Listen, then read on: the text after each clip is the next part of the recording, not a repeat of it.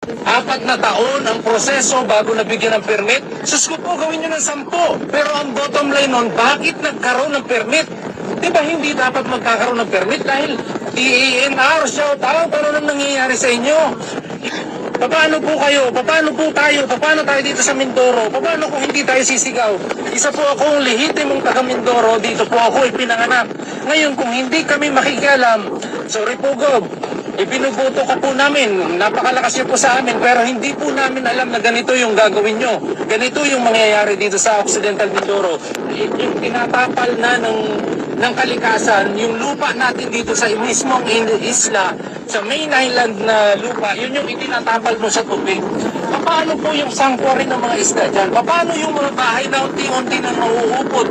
Unti-unti nang guguho? Papunta doon, kakainin na ng dagat? Paano na po yun? Paano na yun para doon sa pag-release ninyo ng pirma? Sinong nakikinabang? Di ba po kayo lang, kayong mga politiko? Kayong mga taga dito sa Mindoro, kailangan natin gumalaw. Kung hindi tayo gagalaw, pagsasamantalan tayo ng mga buwetering kumpanya na yan na sinusuportahan ng mga animal at mga inutil nating politiko.